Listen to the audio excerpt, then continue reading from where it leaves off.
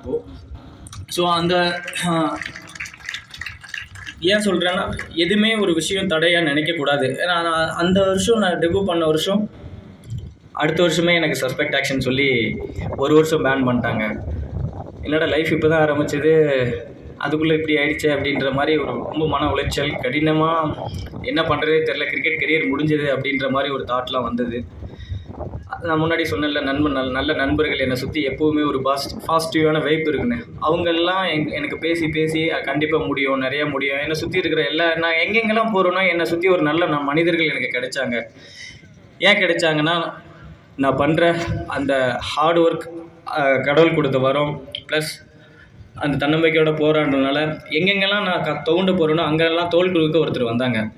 So நான் அந்த இடத்துலலாம் தோண்டு போகாமல் அங்கேருந்து நான் கண்டிப்பாக முடியும் அப்படின்னு எல்லாரும். எனக்கு என்ன லைஃப்பில் எல்லாருக்கும் ஒவ்வொரு ஹேபிட் இருக்கும். சில பேருக்கு பாட்டு கேட்குறது பிடிக்கும், சில பேருக்கு விளையாடுறது, ஸ்ட்ரெஸ்ஸில் விளையாடுறது பிடிக்கும், இல்லை தனிமையில் இருக்கிறது பிடிக்கும். எனக்கு ஒருத்தருக்கு மோட்டிவேட் பண்ணி என்னை தட்டி கொடுத்தா நான் அதுக்கு மேலே ஓடுவேன். ஸோ அந்த ஒரு விஷயம் இப்போ வரைக்கும் நான் அது இருக்குது. லைஃப்பில் நிறையா பார்த்துருக்காங்க. இங்கேருந்து ஃபஸ்ட் பேருக்கு கூட இல்லாமல்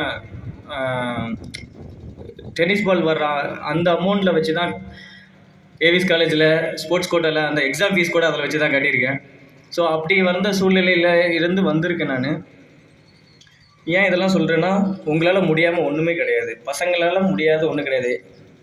இந்த வில்லேஜில் டிஸ்ட்ரிக்ஸில் இருக்கிறவங்களுக்கு ஒரே ஒரு மைனஸ் என்னென்னா, ஷையாக ஃபீல் பண்ணுவாங்க, யாருமே பேச மாட்டாங்க. நானும் அப்படி தான், நான் பேசவே மாட்டேன்.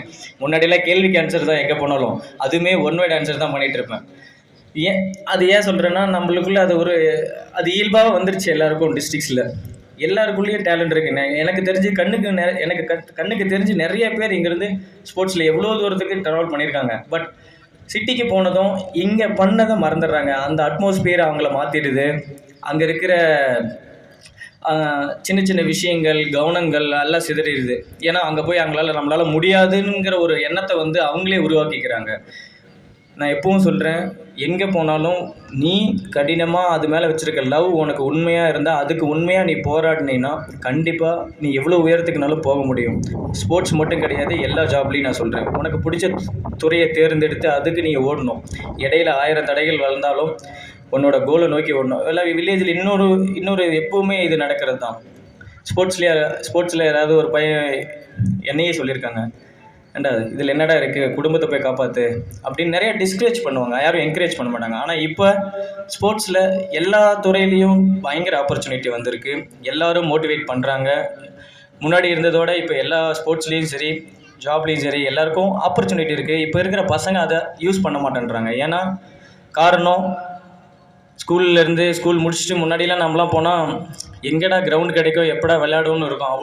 அவ்வளோ பேர். ஏன்னா ஈவினிங் கண்டா அந்த ஒரு ஹேபிட் இருக்கும், உடல் ஆரோக்கியமாக இருக்கும். இப்போ இருக்கிற ஸ்கூல் முடிச்சு போனோடனே பசங்க ஃபோன் எடுத்துருக்காங்க, டிவி முன்னாடி உட்காந்துருக்காங்க.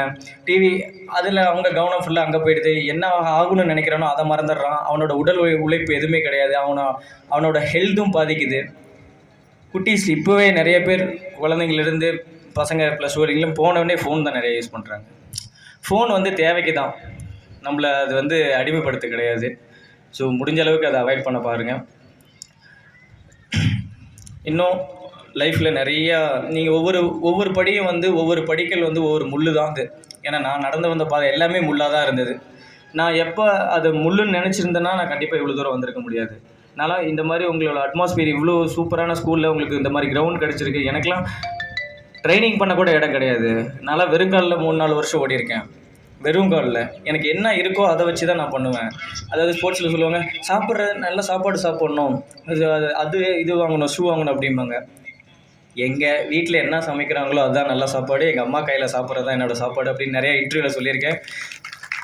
அதாவது இருக்கிற இடத்த என்ன இருக்கோ அதை வச்சு உன்னால் முடியும், நீ அதுக்கு போராடணும். நீ நான் இப்போ இவ்வளோ விஷயம் பேசுகிறதுக்கு ஒரே விஷயம், ஹார்ட் ஒர்க் மட்டும்தான். ஒரே விஷயம், அது ஹார்ட் ஒர்க் இருந்தால் மட்டும்தான் நீ அடுத்த லெவலுக்கு போக முடியும். ஸ்போர்ட்ஸாக இருக்கட்டும், இதாக இருக்கட்டும். இன்னொன்று, வேலைக்கு போகிறவங்களும் சரி, அட்லீஸ்ட் 1 மணி நேரமாவது உங்கள் உடல் உழைப்பு கிரவுண்டில் பண்ணுங்கள். ஏன்னா உங்கள் குழந்தைகளுக்காக நீங்கள் ஓடுறீங்க. நீங்கள் ஆரோக்கியமாக இருந்தால் தான் அவங்கள இன்னும் நீங்கள் மேலே கொண்டு போக முடியும். At least 1 hour. ஏன்னா கிரவுண்டில் நீங்கள் இந்த இயற்கை சூழ்நிலையில் கொஞ்சம் வாக்கிங் ஏதோ ஒரு ட்ரைனிங் பண்ணுங்கள். ஏன்னா இப்போ இருக்கிற காலகட்டத்தில் ஃபுட்டு எல்லாத்துலேயும் மாறிடுச்சு. ஃபுட் பழக்க வழக்கங்கள் மாறிடுச்சு. நம்ம பிள்ளைங்களுக்காக ஓடுறோம். பேரண்ட்ஸ் நிறைய அதுக்காக ஓடுறாங்க. டைமுக்கு சாப்பிட மாட்டேன்றாங்க, டைமுக்கு தூங்க மாட்டேன்றாங்க. ஸோ இப்படி இருக்கிற காலகட்டங்களில் நீங்கள் அட்லீஸ்ட் காலையில் உங்களுக்காக 1 மணி நேரம் ஒதுக்கி நீங்கள் உங்கள் உடம்பை ஆரோக்கியமாக வச்சுக்கணும். அதேமாதிரி குழந்தைங்களும் எல்லோரும் ஸ்போர்ட்ஸில், படிப்பில் எல்லாத்துலேயும் பெஸ்ட்டாக வரணும். நிறையா பெரிய லெவலுக்கு போகணும். வில்லேஜில் இருந்து டிஸ்ட்ரிக்ஸ்லேருந்து இன்னும் நிறைய பேர் என்ன மாதிரி பெரிய லெவலில் வரணும் அப்படிங்கிற என்னோடய ஆசை. அதாவது லைஃப்பில் நான் 2-3 விஷயம், நான் எவ்வளோ கஷ்டப்பட்டாலும் முயற்சியை மட்டும் விடவே மாட்டேன். அதேமாதிரி எவ்வளோ தோண்டு போனாலும் தன்னம்பிக்கை மட்டும் என்றைக்கே விட மாட்டேன். அதேமாதிரி நான் எவ்வளோ உயரத்துக்கு போனாலும் என்னோட அந்த தன்னடக்கத்தை விட்டு கொடுக்க மாட்டேன். ஏன்னா கடந்து வந்த பாதைகள் என்றைக்குமே மறக்கக்கூடாதுன்னு நினைக்கிறவன் நான். ஏன்னா என்னை எவ்வளோ கஷ்டப்பட்டு ஒவ்வொரு ஸ்டெப்பாக ஏற்றி விட்டவங்கள நான் போயிட்டு மேலே இருந்து கீழே பார்க்குறப்போ அவங்கெல்லாம் தான் வந்தாங்க அப்படிங்கிற ஒரு விஷயம் மறக்கும். ஏன்னா நிறைய பேர் இதை மறந்துடுறாங்க. நான் இன்னி வரைக்கும் அந்த ஒரு தப்பு பண்ணக்கூடாது அப்படின்ற ஒரு இது சின்ன வயசுலேருந்தே அந்த ஏன்னா அடிபட்டு வந்திருக்கேன். அதனால் எனக்கு அதை என்றைக்குமே மறக்க மாட்டேன். நாளைக்கு நீங்களும் பெரிய ஆள் ஆனால் இங்கேருந்து நிறைய பேர் கண்டிப்பாக நிறைய ஸ்போர்ட்ஸ்லையாக இருக்கட்டும், படிப்புலையாக இருக்கட்டும், யார் எவ்வளோ பெரிய தூரத்துக்குனாலும் போங்க. எவ்வளோ தூரத்துக்கு போனாலும் உங்களால் முடிஞ்சது சின்னது ஒரு வழிகாட்டுங்க. உங்களால் முடிஞ்ச ஒருத்தருக்கு வழிகாட்டிங்கன்னா நம்மளால் முடிஞ்சது இந்த வழியில் போடா, இதில் போனால் சக்ஸஸ் ஆவ அப்படின்னு அவனுக்காக ஒரு வழிகாட்டினீங்கன்னா அவன் தலைமுறையே மாறும். ஸோ நான் ஒரு கிரவுண்டு நான் ஆரம்பிச்சுருந்தா இங்கே சேலமில் ஆரம்பிச்சிருக்கலாம். நான் ஏன் என் ஊரில் ஆரம்பிச்சேன்னா நான் பட்ட மாதிரி கஷ்டத்தை வேறு யாரும் படக்கூடாதுங்கிறதுக்காக தான் என் ஊரில் அந்த கிரவுண்டை வந்து அவ்வளோ செலவு பண்ணி ஆரம்பிச்சிருக்கேன். பசங்களுக்கு தெரியணும், அங்கேருந்து நிறைய பேர் வரணும்.